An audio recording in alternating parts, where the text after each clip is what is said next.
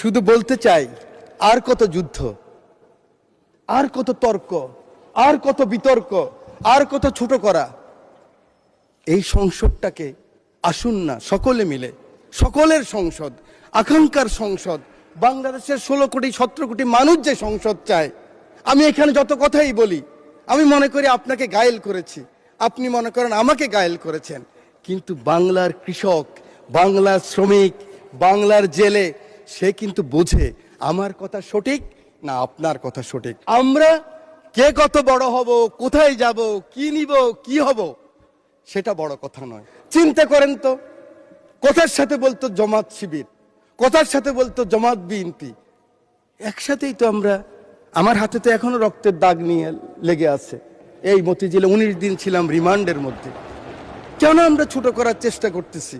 বাংলাদেশের মানুষের আকাঙ্ক্ষা এই রাজনীতি, মানুষ আর এই হিংসা প্রতিহিংসা আর দেখতে চায় না। পরের জন্য যুদ্ধ করেছি অনেক, পরের জন্য যুদ্ধ করেছি অনেক, এবার তোমার আর আমার যুদ্ধ। যদি বলো এত যুদ্ধ করে কি পেয়েছি?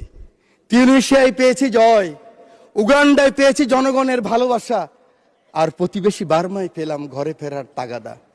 আমি যেন সেই বাতিওয়ালা যে পত্র পত্র রাস্তায় বাতি জ্বালিয়ে ফিরি, অথচ যার নিজের ঘরে জমে থাকে দুঃস্ব অন্ধকার।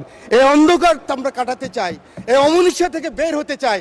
আমরা সুন্দর স্বাভাবিক সকলের জন্য যে বাংলাদেশ, সেই বাংলাদেশ চাই। মহামান্য রাষ্ট্রপতির চেয়ারকে আমি সম্মান করতে হবে, সম্মান রেখেই বলছি। ওই চেয়ারকে ধন্যবাদ দিচ্ছি, ওই প্রতিষ্ঠানকে, কিন্তু মহামান্য রাষ্ট্রপতিকে, ব্যক্তি শাহাবুদ্দিন সুপ্পু সাহেবকে আমি কিন্তু ধন্যবাদ জানাতে পারলাম না বলে আমি দুঃখিত।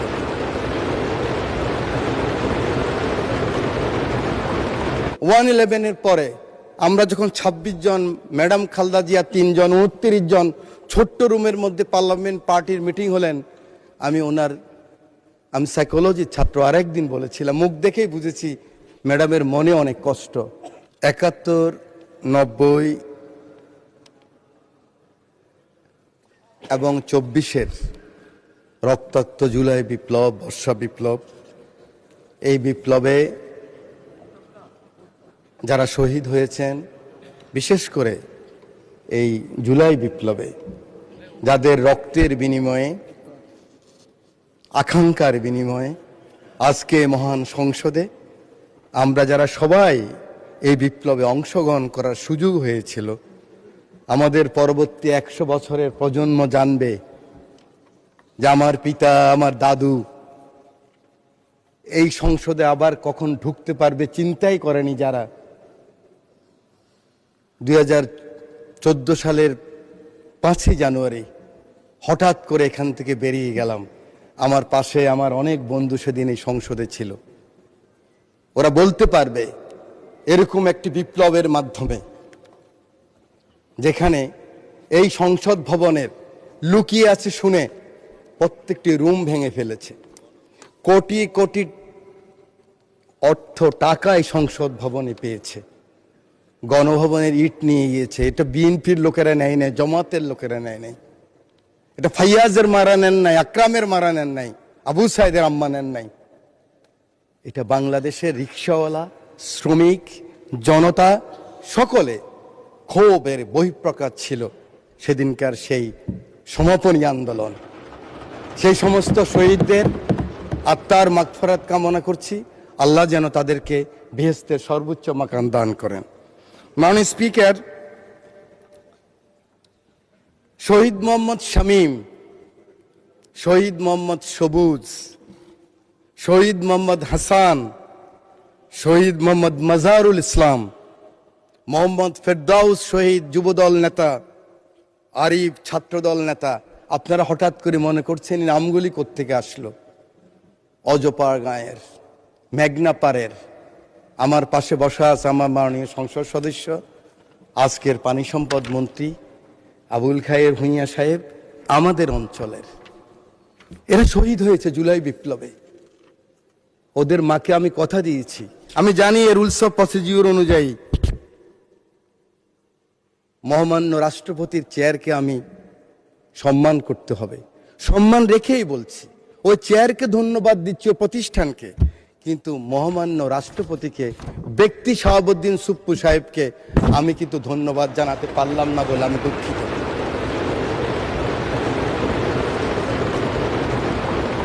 মাননীয় স্পিকার, শহীদ প্রেসিডেন্ট জিয়াউর রহমানকে স্মরণ করছি। আমার প্রিয় নেত্রী, আমার মা বেগম খালেদা জিয়া জীবনের শেষ পর্যায়ে এই চেয়ারে বসা ছিলেন 9th পার্লামেন্টে। তার পিছনে ছিলেন জনাব ফারুক সাহেব, আমরা ছিলাম, পার্থ সাহেব ছিলেন। প্রথম দিন 1/11-এর পরে আমরা যখন 26 জন, ম্যাডাম খালেদা জিয়া 3 জন, 29 জন ছোট্ট রুমের মধ্যে পার্লামেন্ট পার্টির মিটিং হলেন, আমি সাইকোলজির ছাত্র, আরেকদিন বলেছিলাম, মুখ দেখেই বুঝেছি ম্যাডামের মনে অনেক কষ্ট। ম্যাডাম নিঃশ্বাস ছাড়লেন, বাম দিকে খন্দকার দেলোয়ার সাহেব বললেন, আর এই রাজনীতি করা হবে না, আপনারা যান, আমরা বয়কট করব। আওয়ামী লীগ আসলে আওয়ামী লীগ বয়কট করবে, আমরাও তো অনুষ্ঠানে যাব না, আমরা আসলে আওয়ামী লীগ আসবে না, এই রাজনীতি বন্ধ করতে হবে। 5 জনকে পাঠালেন, আমরা সেখানে গেলাম ওত অনুষ্ঠানে। সংসদ শুরু হলো, 1.5 মাসের মাথায় বিশ্বাস করেন আমার মা সংসদে বসার মতো ভাষা এই পার্লামেন্টে ব্যবহৃত হয় নাই। এরকম টোকেন দিয়ে দিয়ে সংসদ নেতা ছিলেন ফ্যাসিস্ট, এই চেয়ারে বসা ছিলেন হাসিনা। উনি টোকেন দিতেন যুব মহিলা লীগের নেত্রীদেরকে, কিভাবে মন্দ বলা যায়, কিভাবে তারেক রহমান সম্বন্ধে মন্দ বলা যায়, কিভাবে খালেদা জিয়া সম্বন্ধে মন্দ বলা যায়। তারপরও সেই সংসদে আমরা ছিলাম। আজকে আমার নেতা শহীদ প্রেসিডেন্ট জিয়াউর রহমান রাজনীতিটা শুরু করলেন কিভাবে, গ্রোম করলেন কিভাবে। আমি তখন স্কুল থেকে কলেজে এসেছি। উনি ছাত্র, শিক্ষক, সাংবাদিক, সমাজের বিভিন্ন স্তরের মানুষকে নিয়ে গেলেন, সাংস্কৃতিক কর্মীদেরকে হিজবুল বাহারে, সেখানে তাদের সাথে আলোচনা করলেন। আমার সুযোগ হয়েছিল, আমি ফার্স্ট ইয়ার থেকে সেকেন্ড ইয়ার উঠলাম বিশ্ববিদ্যালয়ে। উলসি যদুনাথপুরে নিয়ে গেলেন আমাদেরকে, চট্টগ্রাম বিশ্ববিদ্যালয় থেকে ফার্স্ট সেকেন্ড যারা হয়েছে। 8 ঘন্টা ছিলাম। ওই হাতের স্পর্শ, ওই কথা, ওই ভীষণ এখনো মনের ভিতরে ভাসে। হয়ে গেলাম জাতীয়তাবাদী শক্তির একজন সৈনিক। আল্লাহ এই 2 নেতা এবং নেত্রীকে বেহেশতের সর্বোচ্চ মাকান দান করুক। সময় নেই, বলতে পারবো না, শুধু বলতে চাই, আর কত যুদ্ধ, আর কত তর্ক, আর কত বিতর্ক, আর কত ছোট করা। এই সংসদটাকে আসুন না সকলে মিলে, সকলের সংসদ, আকাঙ্ক্ষার সংসদ, বাংলাদেশের 16 কোটি 17 কোটি মানুষ যে সংসদ চায়। আমি এখানে যত কথাই বলি, আমি মনে করি আপনাকে ঘায়েল করেছি, আপনি মনে করেন আমাকে ঘায়েল করেছেন, কিন্তু বাংলার কৃষক, বাংলার শ্রমিক, বাংলার জেলে, সে কিন্তু বোঝে আমার কথা সঠিক না আপনার কথা সঠিক। আমার মহাসচিব মহোদয় এখানে বসা আছেন, আমার মহাসচিব মহোদয়কে হেলমেট পরাই নিয়ে গেছি, নাম বলতে পারলাম না, একজন সেনাবাহিনীর প্রধানের সাথে মিটিং করার জন্য আজকের কৃষিমন্ত্রীর বাসায়। কারণ ওটা বেশি দিন নয়, 23 সালের কথা বলছি, জীবনের বাজি নিয়েই কথাগুলি করেছি আমরা। আমার নেত্রীর 11 আমার নেতাকে যখন নিয়ে গেল, খবর পেলাম আমি, কারণ 7 দিন আগে শেষ দিন আমার দেখা হয়েছিল আমার নেতা তারেক রহমানের সাথে, বেগম খালেদা জিয়ার সাথে 1/11-এর পরে হাওয়া ভবনে, সেদিন ছিল ওনার শেষ দিন। খবর পেলাম ওনাকে নিয়ে গেছে, ঢুকে গিয়েছে। 196 জন এমপি ছিল এই পার্লামেন্টে, আমি ঢুকেছি। আমার নেত্রীকে দেখেছি, একজন মা, তার সন্তানের জন্য কি আকুতি, কি কান্না, কি বেদনা বিধুর আমি দেখেছি। আমি সেই কথা মনে রাখতে চাই। আজকে আমরা অনেকে আছি, কিন্তু ষড়যন্ত্র বন্ধ হয়নি। জাতীয়তাবাদী নেতাদেরকে বেঁচে থাকতে হলে অনেক যুদ্ধ করতে হয়, ঐক্যবদ্ধ থাকতে হয়। আমরা সকলে আসুন একমত হই, আগামী দিনে যে চ্যালেঞ্জ আসবে, এই জাতীয়বাদী শক্তির বিরুদ্ধে আবার যে ষড়যন্ত্র আসবে, সেদিন কারাই প্রধানমন্ত্রীর জন্য জীবনের বাজি রাখতে পারবেন, বাংলাদেশের জন্য বাজি রাখতে পারবেন, সেরকম যদি একটা শক্তি, সাহস থাকে, তখনই হবে সবার আগে বাংলাদেশ, তখনই হবে দিল্লি নয়, পিন্ডি নয়, অন্য কোনো দেশ নয়। জি, সময় সময় বাড়ানো হলো আরো 4 মিনিট। Thank you very much. You are very welcome. Thank you very much. আমি আপনাকে ধন্যবাদ জানাই। আমার সংসদ নেতা, আমি ওনাকে হসপিটালও দেখেছি। একজন মানুষ তার কর্মীকে কত ভালোবাসলে, আমি অ্যাপ্রন পরে গিয়েছি, মাস্ক লাগাই গিয়েছি। আমি এমপি ছিলাম, দেখে চিনে নাই। সেই ছবি আপনারা দেখেন, কিন্তু মাথার মধ্যে ব্যান্ডেজ লাগানো। আমি মাস্ক খুললাম, অবাক হয়ে গেলেন, আপনি কেন আসছেন? আমার চোখের পানি পড়ছে, আমি পিছিয়ে আসলাম। আমি বলতে চাই, এই চ্যালেঞ্জ আবার আসবে। ষড়যন্ত্র বন্ধ হয় নাই। আমরা কে কত বড় হব, কোথায় যাব, কি নিব, কি হব, সেটা বড় কথা নয়। বড় কথা হলো এই চ্যালেঞ্জ গ্রহণ করতে হবে। মাননীয় স্পিকার, আপনার মাধ্যমে পুরো হাউসকে জানাতে চাই, চিন্তা করেন তো, কথার সাথে বলতো জামাত শিবির, কথার সাথে বলতো জামাত বিএনপি, একসাথেই তো আমরা। আমার হাতে তো এখনো রক্তের দাগ নিয়ে লেগে আছে। এই মতিঝিলে 19 দিন ছিলাম রিমান্ডের মধ্যে। কেন আমরা ছোট করার চেষ্টা করতেছি? আমি বিশ্বাস করি আমার নেতা ছুটে গেলেন একটু আগে, আমার সেই ভাই এখন আছেন। আমার নেতা তারেক রহমান ছুটে গেলেন, ওখানে গেলেন, দেখলেন। সাথে সাথে আমি মনে করি আগামী দিনের রাজনীতির জন্য সংসদের বিরোধী দলের নেতা আপনিও ছুটে যাওয়া উচিত ছিল। আমি জানি না আমার কথা কিভাবে নেবেন, যে মাননীয় সংসদ নেতা, আমি শুনেছি, আমি উপস্থিত ছিলাম, কারণ ওনার পিছনে আমি ছিলাম।